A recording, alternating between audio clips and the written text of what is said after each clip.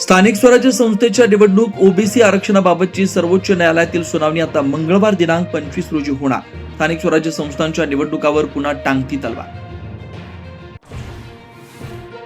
कालच्या नाराजी नाट्यानंतर उपमुख्यमंत्री एकनाथ शिंदे दिल्लीला रवाना. राज्यात सुरू असलेल्या पक्ष फोडाफोडीबाबत अमित शहांसोबत चर्चा करणार असल्याची सूत्रांची माहिती. ठाकरे बंधूंमध्ये जागा वाटपाच्या प्राथमिक चर्चेला सुरुवात. मुंबईत मनसेला 70 जागा देण्यास ठाकरे सेनेची तयारी. सूत्रांची माहिती. तुर्तास जागा वाटपावर न बोलण्याची मनसेची भूमिका. मुंबई महापालिकेत काँग्रेस आणि शरद पवारांची राष्ट्रवादी एकत्र लढण्याची शक्यता, तर राज ठाकरेंना सोबत घेण्याबाबत बोलायला हवं होतं, वर्षा गायकवाडांचं वक्तव्य.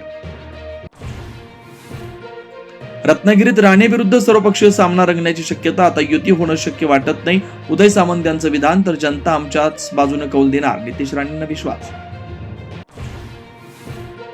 राजन पाटील आणि बाळराजे पाटलांची दिलगिरी.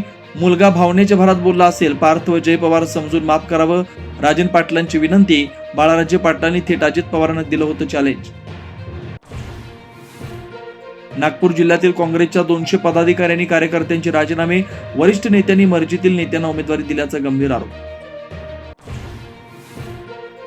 राहुल गांधींच्या निवडणूक आयोगावरील आक्षेपानंतर 272 प्रख्यात लोकांची टीका.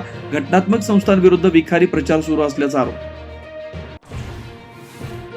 पार्थ पवारांचं त्या दिवशीचं मोबाईल लोकेशन तपासा, सीडीआरही काढा, अंजली दमानिया यांची मागणी. तर अजित पवारांनी राजीनामा देण्याच्या मागणीचाही पुनरुच्चार.